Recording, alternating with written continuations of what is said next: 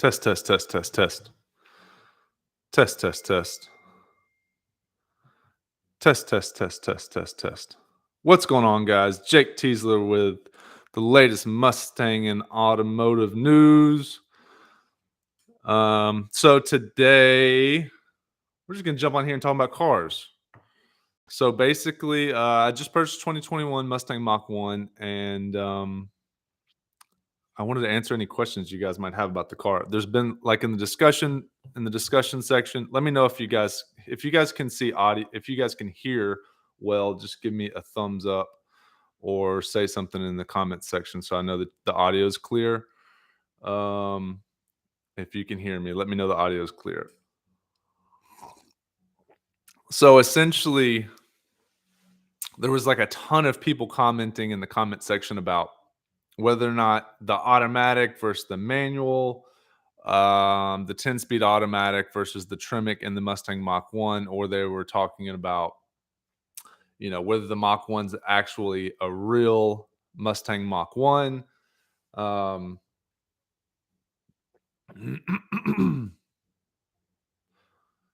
Yeah, basically, anyways, so I'm live and I'm reading my phone. So basically, there was a lot of people commenting whether or not the Mustang Mach 1 is actually, will you ever go back to a manual car?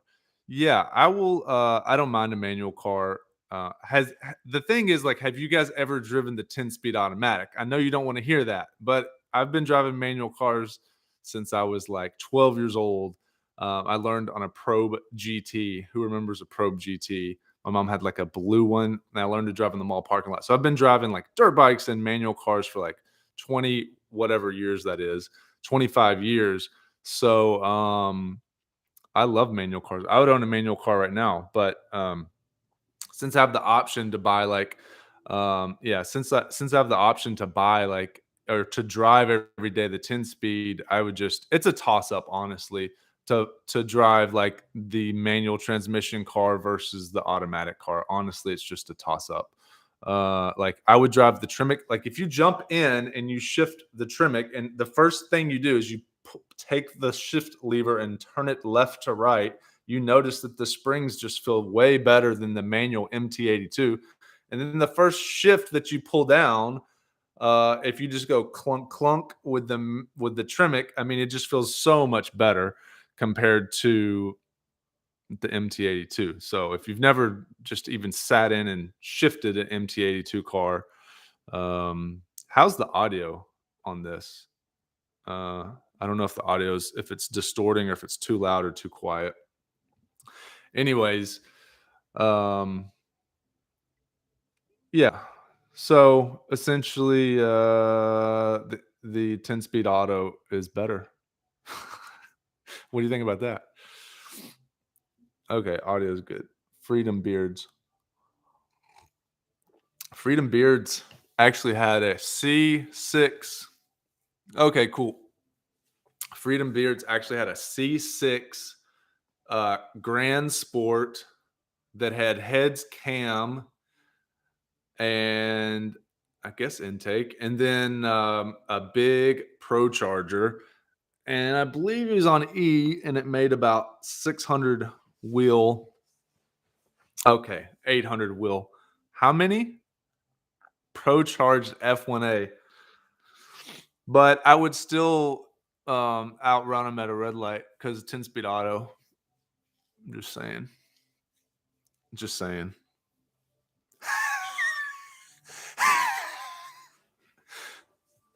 Yeah, on 8 pounds. All right. Lies. You can't get around the 10-speed auto. You just can't get around it. You can't. You can't do anything about it. So, anyways, yeah, the people got really butthurt about the Mustang running with. Okay, what do you guys think? Is it more impressive? For one, is the Mustang Mach 1 just another parts bin GT? Okay, if it's another parts bin GT, then is the GT350 just a GT with a different motor? Does that make it a parts bin GT? Is the GT500 just a a $25,000 rental car with a supercharged, is it a parts bin? Like when you're taking parts and putting it on a car, what's the difference? Um, hey Brent, what's up? What's up, dude? Um, so okay, and is that a bad thing if it's just a parts bin? Like, what are we talking about here? What are we talking about? Um, the Mach 1's way more impressive than the 350. I just like I like the uniqueness. Well, for one, the looks of it are pretty killer. Everyone comes up to you and says, "Hey, like, what is that nice car?" And then it's unique. The GT350 is unique also. For whatever reason, I just don't have the hots for the 350 the way that I do the Mach 1. That's just me. Um, we have a whole two. You don't know how much courage it takes to talk to two people live streaming.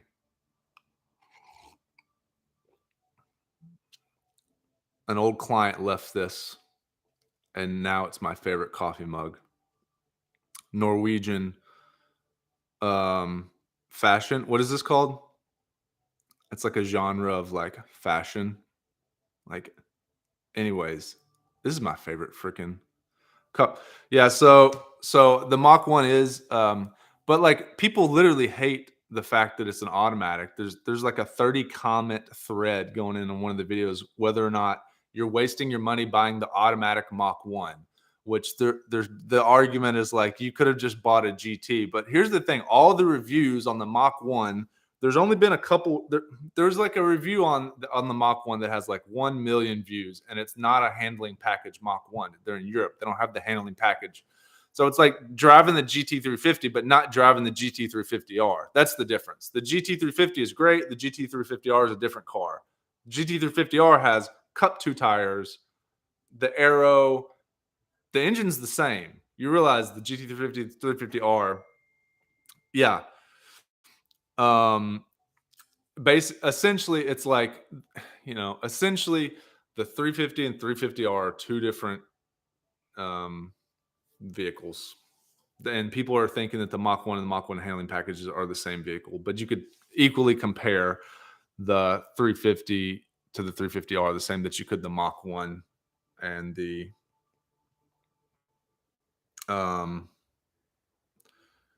sorry there. You could equally compare the 350 to 350R same as you do Mach 1 handling package.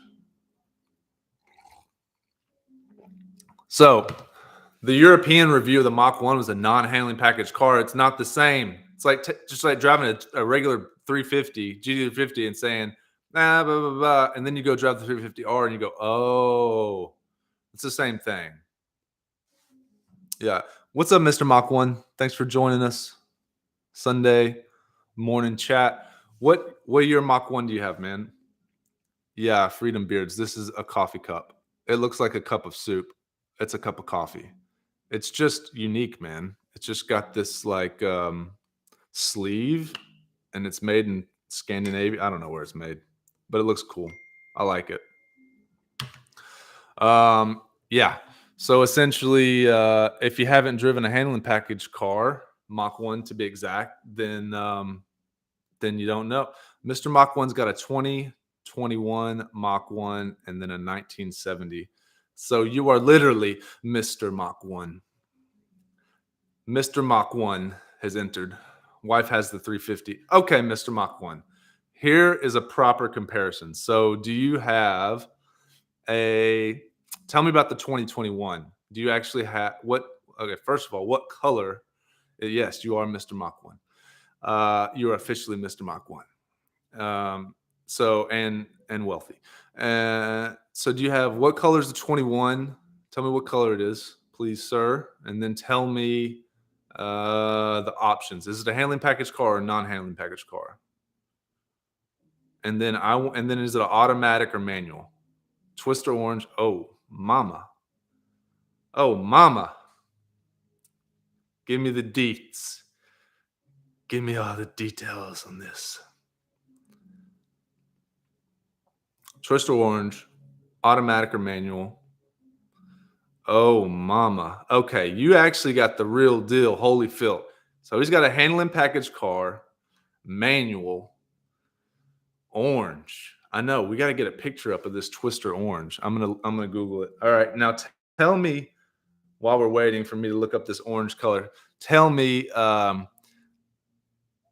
tell me the okay. Is the GT350 that comes with a Pilot Sport 4s? I get. What year is the GT350? Is it a 19 and up? Because in the 19 and ups they changed the suspension a bit and the aero, and it's a much. So the Mach 1 has more of the 19 and up, 2019 and up GT350, suspension aero stuff versus the earlier GT350. So it's an 18. So this is the pre kind of updated GT350, right? So your Mach 1 and the GT350 both have the Tremec. Which one? Tell me the differences. Okay, don't tell me the difference. Tell me which one you prefer to drive. Like, which one you get more excited to drive, and then kind of like why. Twister, orange, Mach 1. Yeah, which one's the most fun? Because like my Fiesta ST was more fun than driving my Mustang GT around Los Angeles streets. Because okay, here's the Twister orange. Yeah, that looks awesome. That looks awesome. And it's okay if you say that the GT350 is more fun to drive. This is a non-handling package car, but that's what the Twitter orange looks like. I don't like those wheels. That's why I just don't like the non-HP, the non-handling package Mach 1. There's nothing wrong with it. I'm just saying the two different cars. Here's some more of the Twister orange Mach 1. Mr. Mach, where did you go? Which one do you like better to drive? Which one's more fun? So, like, that's kind of my new metric on whether or not I like a vehicle or not is the car that to me they both drive the G's a bit faster and higher RPMs. So essentially, there you go. The Mach 1 is essentially like the GT350. Just it doesn't have the extra 40 up top, right? That's essentially it. Um, yeah. So my new metric essentially for a vehicle is like, is it fun to drive? Because the previous 15 GT that I had, straight line 350, twisty, which do you prefer? Yeah. I was looking at I paid $70,000 for that Mach 1 with a handling package, with the Recars, with the 10-speed auto, with the Bang& Olufsen. It's a premium, all these extra things, right? Like all the stuff it can come with essentially. I was looking at the MSRP for the GT500. It's like 72, All right, let get home. I'll be back. All right, Mach 1. Thanks for checking in, man. The GT500 was like the sticker's like 72 grand, right? So, yeah, I could have got a GT5, but you can't because you can't get them for sticker right now.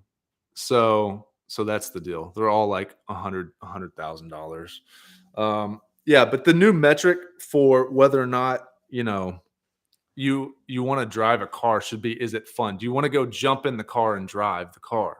The Fiesta ST I had was more fun to drive on the city streets of Los Angeles than the Mustang GT. And that's just the way it is. The Fiesta had these Recaro seats, manual transmission. The Mustang was big and slow. Feeling it was way faster, but in the city, it just didn't feel that great. So it should be like, do you actually want to get in the car and drive? The Mach 1 now, it's like so bad. It's so awesome. No, hey Brent, I would love to drive a 500 to compare it. To be honest, I do notice on the Mach 1, I can see where it would be lacking. Like, it's actually not lacking anywhere at all. But I can tell the gurney flap and the arrow on the Mustang, on the Mach 1 with the handling package, just like it's literally like you can feel the drag. It literally is like pushing it onto the concrete as you're going down the interstate. Like, so if you're going 100, the arrow, you feel the arrow pushing the car into the concrete. The gurney flaps up, it's dragging the front splitter. So all this is just pushing the car into the ground, and you can totally feel it. I would like to drive the 500 just because I know it's so amazing. I'm not super for whatever reason. I just think the Mach 1 with the handling package. I'm a fanboy. I'm a total fanboy. But um, yeah, I don't care. I mean, the 500s are kind of all the same. So I like okay. So here's the other thing: 350 versus 350R, or the GT 500 versus the GT 500 track package. The track package GT 500 is like crazy, crazy. It's like, it has the huge arrow, cup twos, adjustable camber plate, all this stuff as well. So the Mach 1 has the adjustable camber plates, cup twos, and all this stuff, but it's down like 200 horsepower. It's down 300 horsepower compared to the GT 500.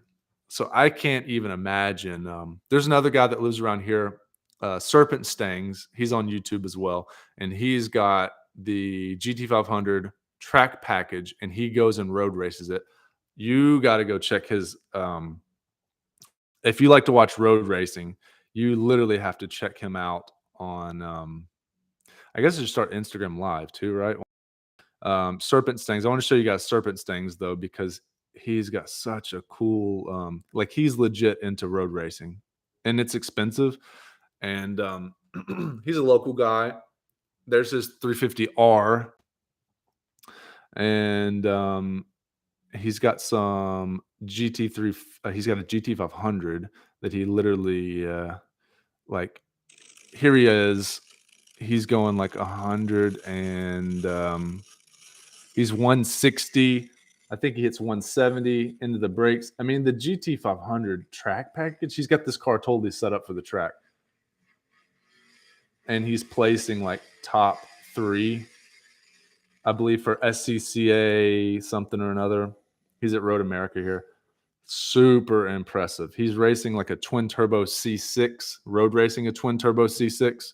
But like I said, go check him out, Serpent Stings. He's got just an awesome build. He's got a 350R that he road races. Yeah, it's pretty amazing, man.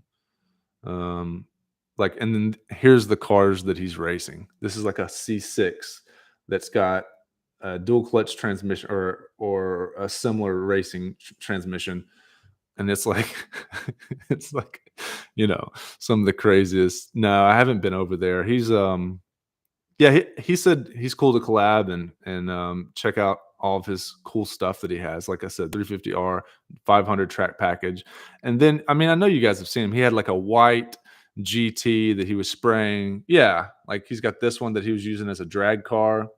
So super cool guy. And then I want to drive Xander's. Xander's also local, so I want to drive his. I want to drive his E85. Well, I don't know if I was supposed to say that. I want to drive his Mustang Mach 1 that does have the Tremec. He does have the Tremec in there. And he's increasing the boost on that thing too. So I kind of want to drive that. Are you supposed to go vertical or horizontal live Instagram? I guess it's vertical. So, anyways, any questions about the driving experience about the Mustang Mach 1? Or what about the C8 Corvette, though? The problem is they're all $100,000 right now, basically. Can you guys hear the audio okay?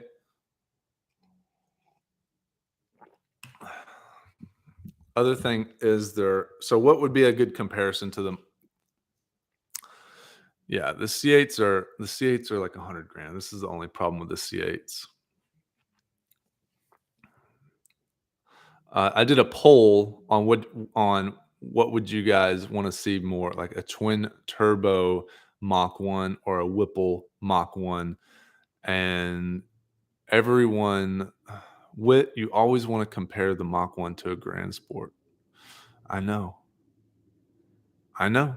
It's kind of the similar idea though. It is kind of a similar idea. But here's the thing, man. If you haven't driven the handling package, You haven't driven the Mach 1. That's all I'm saying. If you drove a Mach 1 and you didn't drive the handling package, you haven't driven the Mach 1. That's all I'm saying. So, you don't know what you're talking about. You don't know what you're talking about. That's all I'm saying. If you drove the Mach 1, even if you watch the video, the European review video of the Mach 1, um, well, dude, you know where I'm at. You come by. You come by, we'll go for a ride. You just can't wear your damn dusty old painter pants and get in my Recaros. You're gonna have to clean your little painting hands off, Peckerneck. You have to wash the paint off your hands and wash your jeans, okay? Before you get into the Mustang Mach 1 with the handling package, with the Recaros smelling like a box of synthetic rubber gloves. That's what the new car sounds like, right? A new car smell. It sounds like a what's up, Kevin? The new car smells like a box of synthetic rubber gloves. That's what it smells like. Um, any any we're gonna try to go live on Instagram. I don't know what I'm doing here. Any mods planned for the Mach 1 in the near future? Yes. Here are the modifications planned for the Mach 1 in the near future. Okay. Would you like to know? I'm not going to do an X pipe. What's up, Kevin? I'm not going to do an X pipe because I think the stock exhaust sounds good. They spent time engineering those mufflers with the perforated holes, okay, and the tailpipes. They spent time doing the mid muffler. I'm not messing with the exhaust. I like the quiet mode. I like the way it sounds. The X pipe changes it up. I don't want to cut the exhaust. It's fine the way it is. Okay. I know that's lame, but what do you want to do? What I do like, what I think I will do is oil separator. Look, man, the Cup 2s are so good. Everyone's saying to go to the Pilot Sport 4s. When the time comes, will I do the Pilot Sport 4s instead of the Cup 2s? Maybe. But the dead Cup 2s feel really good when you're blasting around a corner at 100 miles an hour and it's just sucked to the concrete like a race car. So, oil separator, the hood struts, I could do that when you pop the hood and it just goes. Should I tint the windows on the Mach 1? It's a blue car. It's like 90 degrees all the time out here. Maybe, maybe not. Um, some freaking YouTube sticker on the side. Do I really want people to know who my name driving around? I don't know if I want to do that. I could do a turbo kit or a centrifugal. Now, here's the question. The centrifugal supercharger actually looks like it would do like Xander did with his. Go check out him, Xander 13. He's a local guy. He's got a Mach 1 non-handling package, but he upgraded it to be, the wheels of the handling package and the aero and stuff like that. And then he added I believe it's E&E. I don't know the name of it's a different brand, but they're affordable and it makes good power. And I believe the head unit's bigger. E&E, A&A, I don't know the name. I forget. A lot of the BMW guys have been running that supercharger for a long time, but it's a centrifugal. The good thing about the centrifugal with the Mach 1 is you get to keep the intake manifold, GT350 intake manifold, which is a higher RPM horsepower thing. And then the blower sits off to the side. It's not actually on top of the engine. So it's spinning over here and it's pumping that air into the motor.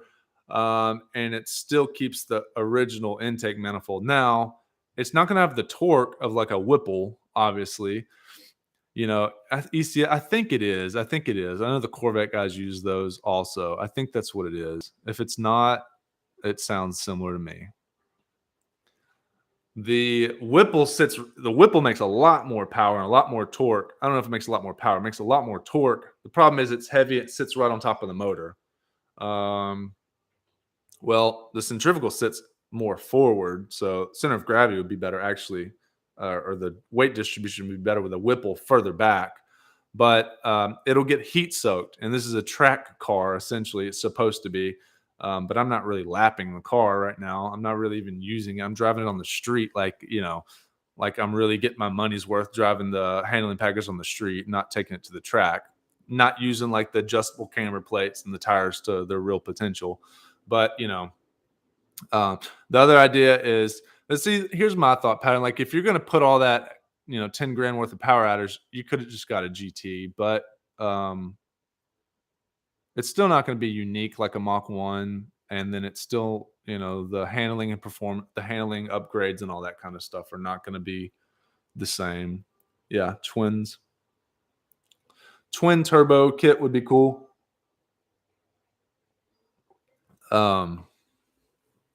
As far as I like the way that the boost comes in on the twin turbo kits. Well, based on the cars that I've driven that were turbocharged, I need to get a ride in a. I need to get a ride in a Mach. I need to get a ride in a GT that's got a turbo kit. Yeah, Brent likes the Whipple. Brent had a Whippled 03 Cobra that was set up.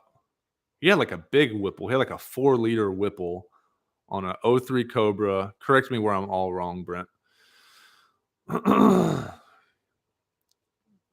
I'd like to see some track content go up to NCM. Yeah, I know. That's expensive, man. But I'll go. Maybe. Take my brand new car and lap the shit out of it. The F1A was awesome. So Brent and Witt should have raced, but they were different time frames. Witt had a C6 Grand Sport F1A Pro Charge heads cam C6 Corvette, and then Brent had a Whippled 03 Cobra that was set up for drag racing, for triple pump fuel kit. And Brent's or amp, it's cheaper, more relaxed. Yeah, I do want to take it somewhere, and there's a guy on the Mustang board who got a GT 350, and essentially the GT 350, he wrecked it. He wrecked it, and he had Cup 2 tires on it. Hang on, I'm trying to go live on this thing. I don't know what I'm doing. He wrecked the Cup 2 tires. He wrecked the GT 350 with the track package, I believe. Okay. 4-liter was the motor that never made it. Got it. Made 840 with a maxed out 2.6 Kenny Bell with a 100 shot. Good lordy. VMP Termi 04 with a pro bottom end as well. Yeah. I don't like that view.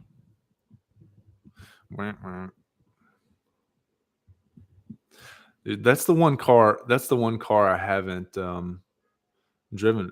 I mean, I haven't driven a lot of cars, but I would like to drive an 03 Cobra 04.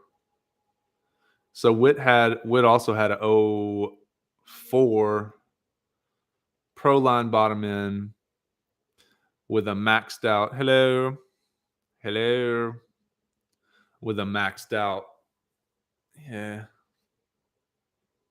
What suspension? What transmission, Brent, did you have in the Cobra? Didn't you have like a crazy? Didn't you have a crazy Didn't you have like a power glide in your Cobra?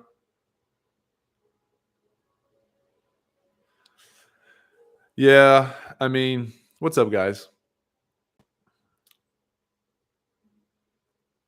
Okay, yeah.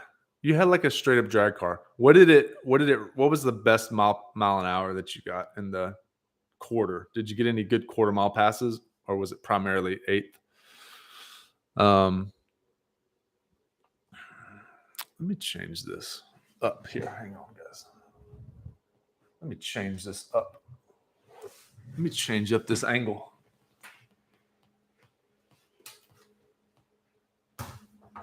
I don't really like what's going on with this angle. I don't really like what's going on with this angle.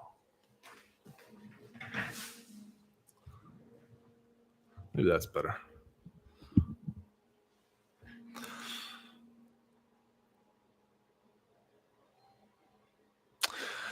Yeah, I think the 0304 Cobras would feel like Doug DeMuro did a review on an 03 Cobra. And basically, he said like the power is still, I mean, like this is on a stock 03. This is a 20-year-old Mustang Cobra. I guess that's why they're so good, right? That's why they're so popular. Hey, hello from Malaysia. I can't pronounce your name. I'm gonna give you a heart. Hey, yeah, I'm not gonna try. I don't want to butcher your name. What's up, Carlos? What's up, dude? Hey, Cynthia. Yeah, like I'm wondering, Brent, like what's your I'm wondering what your quarter mile trap speed was or eighth mile trap speed, and then like um I'll bring you in. We're talking about car stuff. Let's see. Okay. Hang on, Carlos. I'm gonna answer one more question on YouTube. Eighth mile, stranger adjustable sock, solid rear axle swap. Dude, you guys would have been like a good run. Eighth mile, 6'4", 12 years ago. It's slow compared to the new stuff. 640 in the eighth. Am I wrong? It's saying that like there's people that run 590s. Maybe I'm completely wrong. I could be completely wrong about the okay, does anybody know, can someone research this, what they're running as far as Carlos, what they're running in the eighth mile E85. Does anyone know E85 18 and up automatic 10 speed in the eighth mile? Can someone look that up? Track record E85.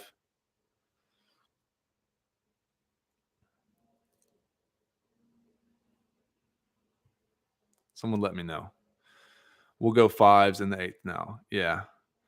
Does anyone know what the E85 record is? 10 speed auto, eighth mile. Because there's a guy at the Ford, basically, at the place where I bought the car, that was saying that he runs like something ridiculous. Like he literally runs like, am I crazy to say that he runs like, I don't even want to say what he told me because I don't want to feel stupid. Let's look this up. Can someone look this up for me?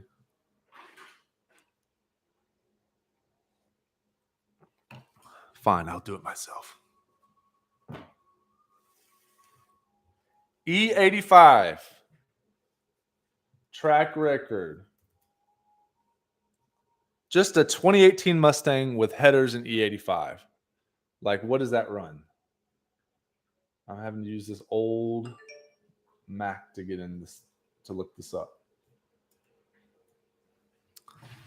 Let's see. I don't want to share that. Let's see.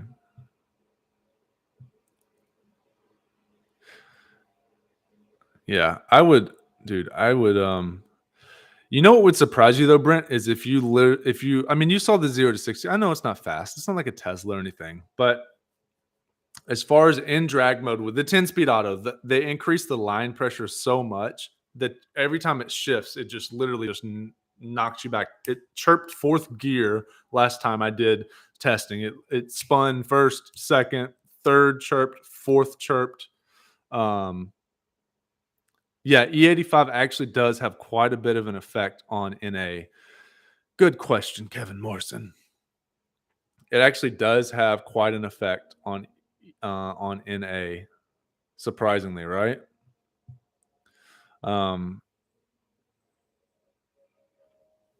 Yeah, there's guys.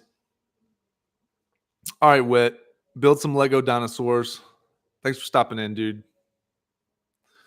I wish you had your car so we could go do a little racing. Yeah, no, so like an E85, the 3rd gen is like a 12-to-1 compression ratio motor, so they can jack the timing way up when you're running E85. So pretty much, well, the Mach 1, on that video recently where they compared it against the Supra, they ran like a 12 at 120 mile an hour in the quarter mile. I think like the 1st gen Hellcats ran like 122 in the quarter mile. So, you're talking about just like a regular Mach 1 running as fast. Hey, Aaron, thanks for joining. Have no ideas about car, but wanted to say hi. Thanks for joining. Thanks for saying hi. It's been a long time. Thanks for the support. Back at you. I'll give you some support when you're next on as well.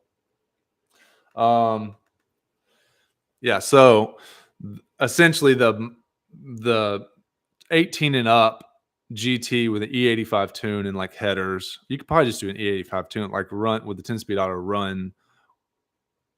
I know. Yeah, my love for cars has not changed. I got distracted with other stuff for a little while, but I'm back in the cars. I'm back into the cars. And shout out to Brent. He's been helping me with all the thumbnails. And like the past 3 weeks, it's been super helpful to have someone bounce things off of. So I don't think he wants to take on any more work, but if you do, reach out to Brent. Yeah, some things never change exactly. Thank you. Thank you, guys. Yeah, but you can just jack up the compression, jack up the timing, and they make this other Mac is just giving me a hissy fit. A hissy fit. So I can't look up Hellcat times. But remember, the Hellcat's the thing that everyone wanted to have. It's the quarter mile car. And essentially you can just do an E85 tune and run with the Hellcats on just a base Mustang with the 10-speed. Let's look that up. E85 tune on a base Mustang. We're talking about a $40,000 just car, and you just buy a tune and you go. Let's see what the record is. E85. Look, man, there's guys running 9s. There's guys running 9-second quarter miles. I know, Aaron. I know. It's nice to do the things you love. It is. It's like you're just very fortunate. You'd rather do it for free, the things that you love, than being paid for something you hate sometimes, Facts. No cap. Cringy. The E85, where were we going with all that? You can take a 3rd gen Coyote and do a tune and it runs with a Hellcat. I think that's where we're going with that. Oh, no, I was getting at the Steeda. The Steeda Mustang essentially runs is in a Coyote and it runs like 9s. Steeda in a quarter mile record. This is like a 3rd gen Coyote. Let's look at this. 9.7 at 143. And I don't even know if that's their. Oh no, this is not. This is their supercharged car. No, this is NA. This is NA. 9.7 at 143. 9.7 at 143. Hassan is someone I used to work with in Beverly Hills. I don't know if I'm supposed to say all this stuff, but we worked for someone we worked for an important family, and we became friends, and Hassan was a great guy. So thank you for Stopping by his son. And that's why I maxed out Kenny Bell and 03 Cobra is slow compared to anything now. I know, dude. It's crazy. I should get this mic not in my face. How's that? Awkward to get both the stream and the all in the same video. Tell me if the audio is still okay with me this far back on YouTube. If the audio sucks now, or if the audio is okay with the mic that far away. Brent, yeah. So that's why I maxed out Kenny Bell and an 03 Cobra is slow compared to anything now. Yeah. Because the NA Mustangs are literally running. Okay, audio is cool. Good. It might actually be better with the mic further away. But yeah, that's why I maxed out Kenny Bell. Yeah, dude, it's so crazy. Like I was saying, if you jump, like you can just jump on the interstate and hold down the throttle like halfway on the new, even a base GT with the 10-speed auto, and it literally just it's so much faster. It's like that. It's that much above everything else. The 15 to 17s. Actually, the 15 to 17 cars feel slow. I'm gonna be honest. The 15 is my 15 feels absolutely slow compared to the 21 Mach 1 with the 10 speed. Okay, thanks for letting me know about the audio. I mean that would be a cool race, like a fully bolted 03 Cobra pulley and exhaust and headers versus like a Mach 1 10-speed auto from a dig, from a roll. Yeah, and you could like the NA, even the NA. Like let's look at the drag times for this NA Steeda. It's like the world's fastest. Yeah, you can run a 9.9 and 139. I mean, 140 miles an hour in the quarter mile in a naturally aspirated car is pretty amazing. That race would make the Cobra owner feel bad. Yeah, I know, man. Because those cars just spin so much that just spin. I would assume. I mean, that was like the 03 Cobra was like the Hellcat of that era, right? Like what else was kicking back then? Like what year was the CT? What year did the supercharged so like what did Chevy have?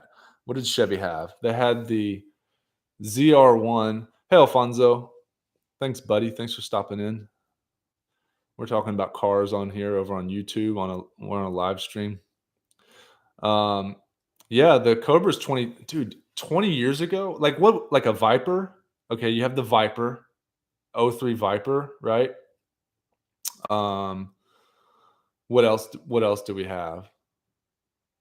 So what did Mopar have for 03? What did Chevy have for 03? They had a Z06 Corvette, which was just a different car, a different price point. Ford had like the Ford GT, right? Or was that a few years later? Like what would you compare the 03 Cobra to back then? What could you even compare the 03 Cobra to back then? I mean, for that price point, there's nothing really to compare it to. And for that price, Mopar had nothing. Chevy had the ZR1, right? So the ZR1 was like, I'm not sure the sticker price back then, but I'm assuming it was $75,000 if you had like the carbon package and all this other stuff, right? That's just what I'm assuming. And the 03 Cobra, let's see what the 03 Cobra sticker price was.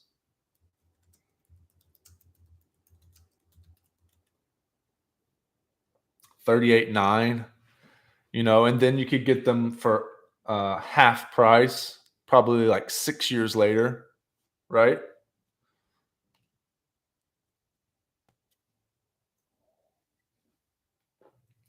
And I know the prices have gone up on those also. Let's see what the current 2003 Cobra Mustang for sale. Let's see what the current prices are. Let's just look on Carfax, which is like the worst. And these aren't real 03 Cobras. These are like, okay, here's a white convertible for 33,000. Here's a black convertible for 31,000. 04 for, here's one for 26,900. It's got 100,000 miles on it. I think I paid 22 for mine. It had a Kenny Bell on it when I bought it. I think I bought it in 06. And then what was the mileage? Thanks for the thumbs up, whoever did that. And then what was the mileage, Brent, when you paid 22 for it with the Kenny Bell? So here's an 03 Cobra for 26,900, 75,000 miles. Yeah, 25,000 miles. So here's some competition to compare this to. So here's an 03 Cobra with 25,000 miles, 24,900, and they've got it listed at 33,750. Okay, 33,750. So that's a 50% increase in value over 15 years. You'd be better off buying just stocks, but you wouldn't have an 04 Cobra, 03 Cobra. That's for sure. Because you can't drive a stock, can you? You can't drive a stock. You can't do a burnout in second gear rolling down Highway 70 in a stock. In an Apple stock, can you? Apple stock won't do a burnout, will it? No.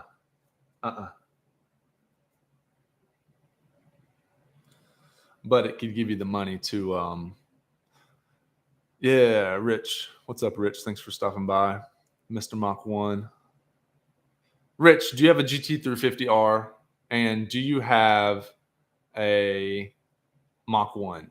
Because Mr. Mach 1 was giving us input on the like driver's experience of a GT350 versus Mach 1 with the handling package.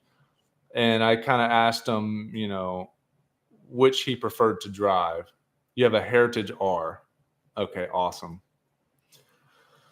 Oh, man, that's a nice car. That's a nice car, brother. I'm just happy you're in the chat right now. Tell me, have you driven a Mach 1 with the handling package? And then Brent, yeah, a third gear burnout down Highway 70. An 03 Cobra would just burn the tires off. Just burn the tires off. Yeah, Mr. Mach 1 does have a what's up, Rick? Thanks for commenting. With fuel prices rising, will new V8 cars and diesel trucks prices finally drop? You would think so. You would think that that's what would happen. Since the oil and gas prices are going through the roof, people would be unloading things like, you know, people would be unloading the dinosaur burners. You would think that that's what they'd be doing. But idiots like me and you are on here talking about third gear rolling burnouts and 03 Cobras rolling down Highway 70, right? Versus investing in Apple stocks. So I don't think people give a crap about gas prices. Like me and you, we're in here just talking about doing burnouts and whether or not the Mach 1's better than the, you know, I'm gonna go drive a Tesla soon. Thanks for stopping by, guys. Anybody that's in the chat, give me a thumbs up or let me know if you can hear the audio okay. I've got the mic. I changed the mic position. Let me know if you can hear the audio okay. Yeah, I don't look, man. Guys like me and you are in here talking about cars, so I don't think people are going to be dropping their Mustangs for. I mean, what I've considered doing instead of driving the Mach 1 every single day is just getting like a Prius. I've owned a Prius. All right, thanks, Rich, for the audio. Give me a thumbs up, guys, if you can hear and the audio is fine for you. Yeah, so I don't think like you could get a second vehicle. You can get a Prius or a Honda Civic. You know, you can get a Honda Civic, a manual transmission, old Honda Civic, which I think are great cars, or like the problem with the Camry just doesn't get enough gas mileage to justify the price you can pay for a $5,000 used Camry. I would rather just have like a manual transmission Civic, you know what I mean? And just drive that dude. I don't see the justification in purchasing a Camry. It's going to get like 25 or 28, or the Civic gets like 30, at least 32. If you get a hybrid Prius, you can go like 50. So like, would you rather spend 10 grand on a Prius that gets 50 miles per gallon, or like sell your Mustang and swap? I don't know. It just, yeah, in general though, people are going to be buying more economic vehicles, like the general population. Yeah. And then the question though is, will prices finally drop? Like overall, yeah. But with the way everything is, I don't know. It might be a while, man, to be honest. It might be a while. Like everyone thought that the used car market was going to tank and go, but it's really just kind of gone flat. And then the specialty vehicles are still hard to buy.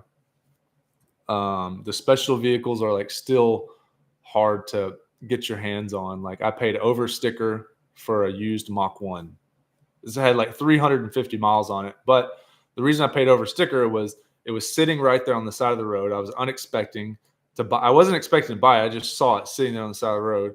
And they're hard to get. The handling package cars are hard to get. Hey, Mr. Mach 1, thanks for stopping by again.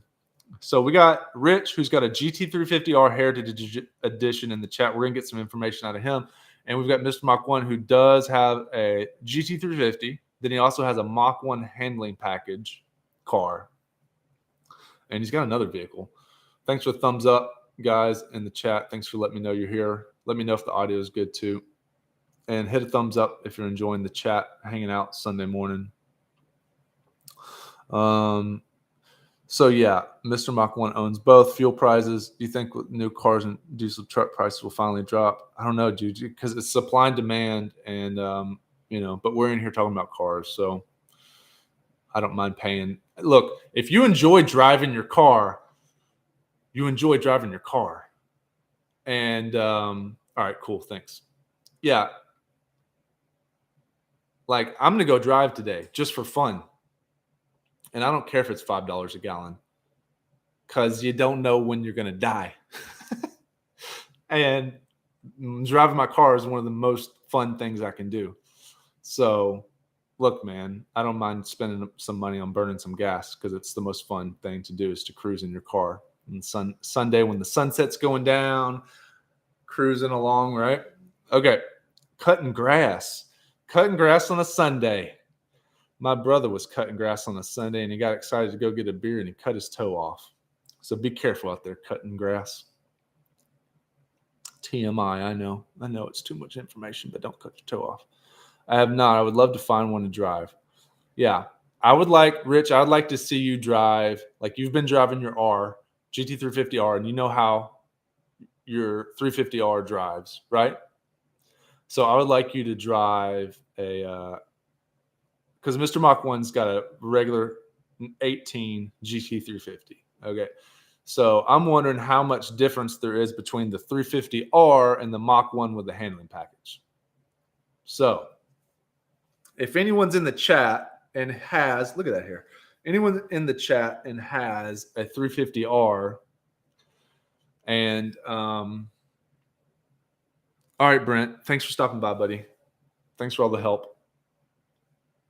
And yeah, I would like to see kind of what's the difference between a 350R driver, someone who's owned and driven one of those for a long time, and then jump in a Mach 1 handling package car with the Cup 2s and kind of just see the main differences.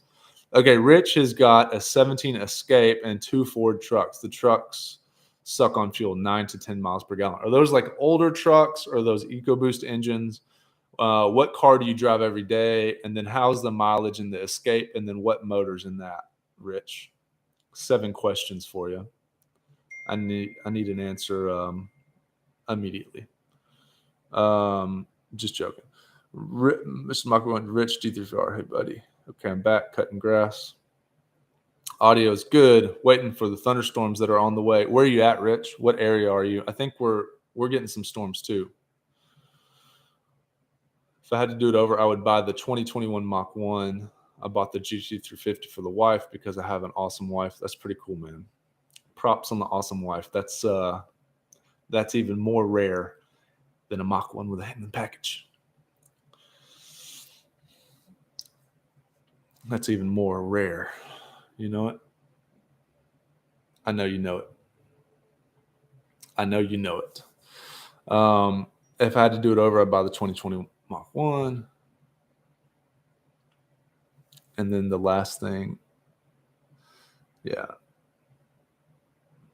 Yeah. You got to get the handling package, essentially. That's what I was just trying to say. Essentially is if you watch the reviews of the Mustang Mach 1s and there's a European review of the car, people just it's a car that's like a little misunderstood. That's the way I would say it. The Mustang Mach 1 is a bit misunderstood because it's like, here we go. We're live. First class. The Mach 1's misunderstood because it doesn't have a supercharged engine. But it's got the kind of the suspension parts from the R. So then people are like, well, if it's not a drag car, a lot of people aren't really into road racing or don't really understand the benefits of the general population doesn't really, I guess they do understand what a sports car is, but they don't understand, like, they just want to know how much horsepower it has, right? And they want to kind of know quarter mile, will it outrun a Hellcat? Stuff like this, right? Hey, Juliana. Hey, Charles. Thanks for joining. We're on YouTube doing a car chat live stream. So, yeah, a lot of people would probably not understand that. Would you go cruising at $10 per gallon? And let's go. Yeah, let's go. Hey, thanks First Class for stopping by. Yeah, I would definitely go cruising for $10 a gallon because you're gonna die one day, and I'd rather go out driving my car at $10 a gallon than sitting at home sucking my thumb. Okay. Hey, Juliana. The trucks are a 2010 E350 service truck. And yeah, so if you would go cruising at $10 a gallon, then you're a true car guy. You know, you're a true car guy. Hey, Rev68, thanks for stopping by, man. You guys hit the thumbs up if you guys are in the chat, just so I can kind of see what's up and get some interaction. Yeah, I would definitely. Hey, John, thanks for stopping by. Would you buy a used 2020 supercharged Mustang for 49? Well, so the way I would look at that question is, there is super chat if you guys want to ask questions, but let's answer the question. Would you buy a used 2020 supercharged? So, John, the way I would look at this question is you've got $49,000. Let's just say $50,000. Okay. Now, what cars can you get for $50,000? So a 2020 supercharged Mustang. There's a lot of, hey Fabrio, thanks for coming in, buddy. There's a lot of questions, like there's a lot of ways to look at this. Okay, where do you live? What kind of driving do you do? The next question is like, what kind of car could you get for 50 grand? There's tons and tons and tons of cars that you can get for 50 grand. Like you used to be able to get a Viper for 50 grand. Like you still can probably, right? So would you rather have a Viper? Do you want a new Mustang? There's a lot of different ways to look at. So what kind of driving do you do? Have you had a Mustang in the past? That's just like some real basic questions. And then from there, you can go into, is it auto or manual? What kind of superchargers on it? And then from there, you can go to like, is it tuned? Is it on 93, 91, E85? Are you going to daily drive the car? What's the paint and body look like? How many owners has it had? Who did the work on the vehicle? So like when I'm going to buy a used car, I can usually look at the ad. So also look at the ad, who's ever got the car posted, right? So look at the ad and be like, okay, if you're a particular kind of person who wants a particular kind of car, you have to go. Mr. Mach 1 said, hell no, I'm not going to pay for that. You have to look and see, like, is there grammatical errors in the person that, I know this sounds too particular, but look, man, you're going to give this guy $50,000 of your hard-earned money, okay? Granted, the car is going to keep some of its initial value, even if But at the end of the day, modified Mustangs don't hold their value very well. It's not a good investment. It's a lot of fun. It's, and if you consider a fun time your investment, then it's worth it. But something that would hold its value more would be like a turbo Porsche. You can't get you can still get a 996 turbo Porsche for 49, I think. I'm not sure if you can get a manual for that price anymore. You used to be able to get 996 turbo Porsches. I've seen them as low as like 25. That was back in the day. Now they're skyrocketed. But if you're looking, it just depends on how you're looking at the question, man. You got to give me more feedback. Like, 49's a lot of money. 15,000 miles is low. It's going to cost you 10 grand to put a supercharger on an 18 and up Mustang. So could you just get an 18 and up Mustang that you really like and put a supercharger on it? Yeah. Do it yourself. Could you get one for, the question is like, does the 2020, does it have, what options does it have? Does it have digital dash? Does it have Recaros? Does it have active exhaust? Is it the 10-speed auto or is it the manual? Does it have MagnaRide? MagnaRide's an awesome auto trans VMP 93 tune. Okay. Do you know how much power it's making? Like how much stress has been on that motor? And look, dude, that's going to be a fast car. And if you're into racing, street racing, be careful. But I mean, like, I don't know how worn out that car is. I wouldn't 630. Okay, so it's not like super stressed, but it's hard to, who knows what dyno that it's been on, So what other car, what would be, okay, here's a question for you. Like, what other things would you be considering? That's probably going to be a high bang for your buck vehicle. You could get a 15 to 17 supercharged Mustang for like another $10,000 less, I would think. What's up, guys, on Instagram? Thanks for stopping by. Alex Cigar. The question would be like, what, for your money, what else could you buy?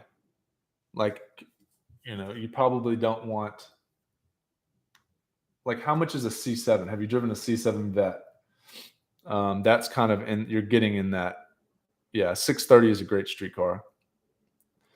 I'm telling you, man, like the Mach 1 makes about probably like 420 to 440 wheel horsepower with the 10 speed. What's up, Jeeps and flip flops? Thanks for stopping by. The Mach 1 makes like 420 to 440 wheel with a 10 speed, and it's a hell of a lot of fun on the street.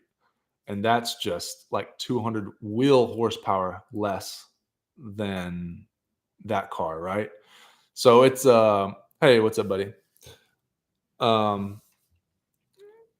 It's a hell of a fun car.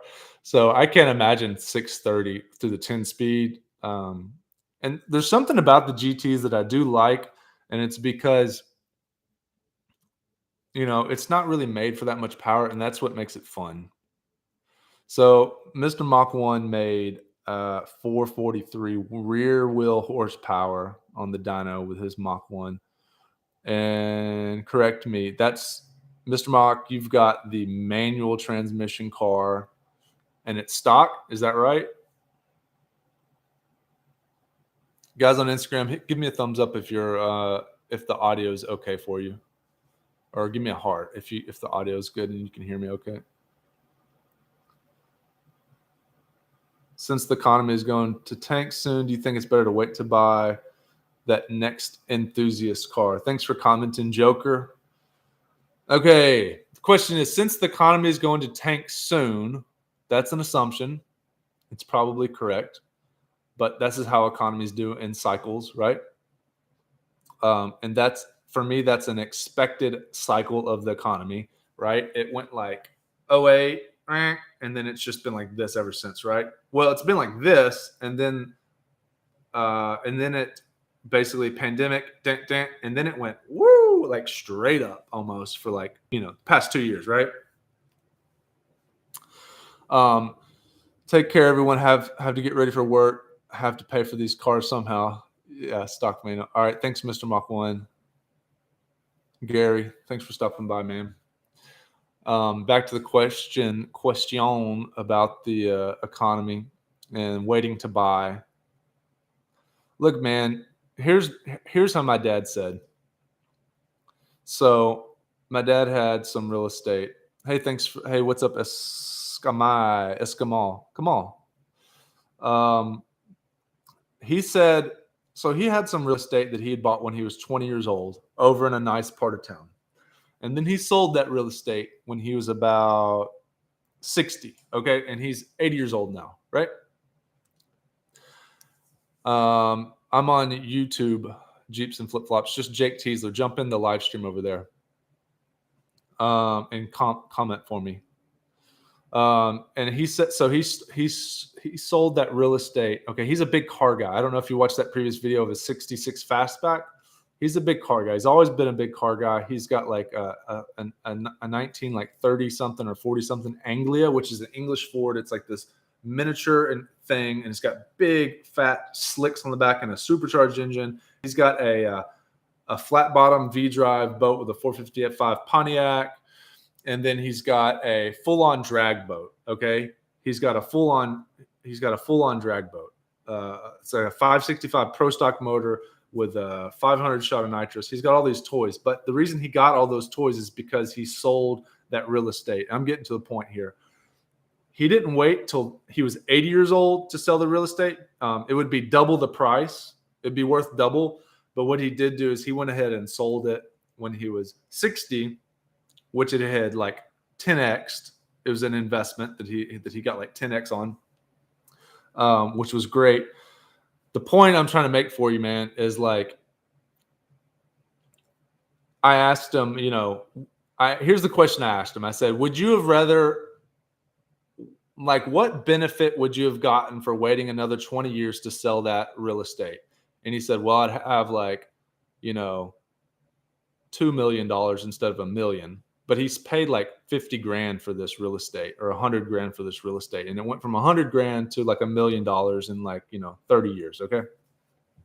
And he said, well, I would have, so he took that million and he bought a bunch of hot rods and he built himself a garage. Okay. And I asked him, what do you think that was smart or not smart? And he just kind of said, okay, well, I'd have 2 million instead of $1 million, but I got to drive all the cars that I always wanted to drive since I was a kid the last 20 years, which is priceless. Okay, so now that he's almost 80, like he got for 20 years, he got to drive all these cars that he always wanted to drive for 20 whole years. That was, for 15 years roughly. So, like, yeah, invest and spend your money and wait for the timing is good. It's always wrong to buy. You're never going to make back the mistake of buying high. Like if you buy a house too high, it's hard to make up for that because right now it's going to go down here, and then to get back to this high point, you're going to have to go all the way back up here again, right? So always buy high is the worst, but enjoy it, enjoy it while you can. That's what my dad was trying to say, like. Be smart with your money, but then also enjoy it. Let's do it. So he could have waited, but he got 15 years of enjoyment out of that real estate thing that he had invested in 30 years ago. And if he would have gone 20 years later, maybe he'd only have 5 years to enjoy those cars, but it's given him something. Every evening he goes out and drives one of those hot rods. Since the economy is going to tank, do you think it's better to wait? Take care, everyone. All right, Mr. Mach 1, have a great day. Rich. Economy cooling off, inflation heating up, supply chain affecting the price of vehicles are exactly why I choose to take a low interest loan and buy the Mach 1. Yeah, Rev 86. That's exactly what I did. I don't ever, 6banging37. Thanks for joining, buddy. We're over on YouTube doing a live stream if you want to jump in. Yeah. Thanks, Rich. My dad, he was always frugal as crap, really frugal. That's where I get some of it from, I guess, watching him we didn't eat out growing up or anything like that. And he loves his cars. And all those cars, like he paid like $50 for that 66 fastback or something crazy like that. Like he literally paid nothing for all that stuff that he has. And then he sold then he bought some hot rods that were pre-built. If you buy things that are already built for you, you save a lot of money. Speaking of the low interest loan, like if you've got the cash to buy the vehicle or to take a low interest loan, I always prefer to be cash rich and have a loan. Yeah, I never thought I'd buy that because if you have an emergency, you can let them take the car back. I know that's if some people don't like that, it's unethical, whatever, but it's also unethical not to be able to pay for your own food for your family. So look, they can repossess the car. They still have a car that, like, if worst case scenario happens, you've still got your cash. You're still going to make it every month. They can take the damn car back. Keep the car. I don't want to be cash poor. That's everyone's different way to look at it, but that's the way I look at it from kind of an investor standpoint. Economy cooling off, inflation. Yeah, low interest loan is not very risky as long as you have a reliable job, and that's where you want to put your money. Never thought I'd buy a new car. The one I was driving is literally 20 years old now, but the conditions now make perfect sense to buy new. Yeah, like the used car market's so high. I got a 4% loan. It's nothing to brag about, but a lot of people are paying a lot more. The downside is, they want 1,000 deductible insurance policy, which increases the monthly rate deductible, that. So it wasn't the best, but it's 4%. It's okay. Always stay location when inflation is at least double. Yeah, because you're comparing. All you're trying to do is when you're buying, should I pay off debt or invest? I always invest because investments usually 8 to 10%. Right now, investments are going down. That I would keep buying because it's on sale. It's like housing market. Okay, buy. Don't go when it's up here. Just keep investing regularly. Get a low interest loan. Yeah, it's just percentages. You're always the hot point in my life is to enjoy the time I have left. Exactly. My buddy told me you can look at the money on a statement or enjoy it. Exactly. Like we were saying earlier, you can't drive a stock. We were saying like, okay, the 03 Cobra is worth $35,000 now or 30. And back then, 15 years ago, it was listed at 20,000. Okay, so it's gone up 50%, but Apple stock's gone up like 600%. I was like, but you can't do a third gear burnout down Highway 70 in a Apple stock, can you? But you could sell the Apple stock and buy 3 or 4 03 Cobras. Yeah, that's why the big down payments are stupid too. Bro, just keep your cash, man. I mean, I know some people don't like this, but you want to use your cash like this is your cash. You either want to invest all that into the market or something asset. Your car's not an asset. You don't want to invest it. You want to keep that for yourself.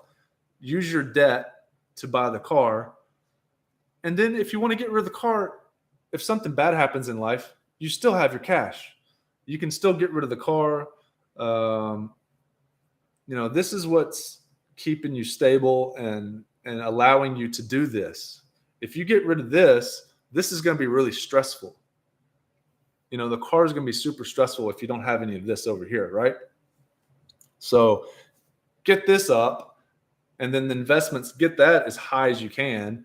And then this payments and stuff like that it's not stressful, and don't give them all your cash, man. Let the bank, that's what the bank, the bank's making money off of you. So just let them take the liability.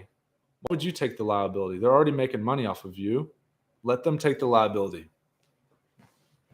Don't give these guys all your cash, man. You worked hard for your cash. Keep that cash. That's what's giving you stability. That's what gives you some confidence when you haven't put all your, money into a down payment because you've got a bunch of cash that you're like, all right, I'm cool. If this car, then you're good, man. Oh man, the 350R. So what did you pay for it? And then what's it worth now? You don't have to tell me exactly, but yeah, man, the 350R prices. Oh my gosh. How much is the 350R? I saw someone listing one for $150 on the Facebook. They're just throwing it out there. Um, let's just type in Carfax 350R for sale. Here's one for 63, 62. Now these are 17s and 18s. 83, here's a 17. Here's a 19 for 90. 83, 92. Here's a 19 for 92. So I guess it's just going to matter on mileage and if it's a 19 and up. Here's one for 115. So the 19 and up cars are obviously, they're asking a lot more money for the 19 and up cars. Let's look on Auto Trader. What's another car that's doubled in price since the pandemic? What's like another car? Here's the thing. Here's what I did. I bought a 2000 Toyota Land Cruiser in about 2017. It was from the original owner. I just got so lucky. If you look and look and look and look, you can find cars that are undervalued, but you have to be looking all platforms, looking all the time, and for a specific car usually. But I found this Land Cruiser 2000. They didn't even have the photo up yet on the website. Okay. It was just a blank image, 2000 Land Cruiser, 220,000 miles for sale. I went down there. I got an Uber on a risk thinking this could actually be a really clean gym. And I showed up and it was a really clean gym. The owner was the original owner. He just traded in for a Porsche 911 after 20 years of ownership. It had been to the same Toyota dealership for 20 years. Okay. I drove that car, made YouTube. I paid 175. I pay $0 down if possible. Keep all my cash. Yeah, pay $0 down, keep all your cash. You paid $175 for a GT350R, or that's what it's worth. And is that Canadian or US dollars? So I ended up paying like $7,000 for this Toyota Land Cruiser that was like really clean. I made videos with it. I made money off making the videos. I helped build the YouTube channel long term as far as business, and then I sold it for 10, bought it for 7, sold it for 10, took that extra $3,000 and bought the Toyota Sequoia that I drive, that old junker. Okay. Yeah. You paid 85 and it's worth 175. Yeah, man. That's awesome. What's another car that's done that? Like GT500? And you've doubled your money in like 3 years, right? Yeah, I don't put money down on cars either because there's no reason to, unless you just don't want to hold on to your cash. All right, guys, I got to use the bathroom and I got to go drive my own car. So hit the thumbs up, hit the like. Thanks for everyone's for stopping in. It was good talking to you, and we'll do this again on Sunday. We'll chat some more about cars, and let's come up with some good topics to discuss. And the GT, remember what's going on basically in the Mustang community. The new Mustang's coming out. Yeah, you're welcome, Rev. Thanks for joining, man. Yeah, thanks, Rich. This is fun. Remember the 2024 Mustang's coming out. The Raptor R, we're getting a supercharged GT500 motor and the F-150. And I'll just keep you guys going with the Mustang Mach 1 stuff. And if you have any more questions on what direction this channel is going to go, let me know. Post questions because it helps me make content and figure out what kind of stuff you guys like talking about. All right, guys, have a great Sunday. Catch you in the next one.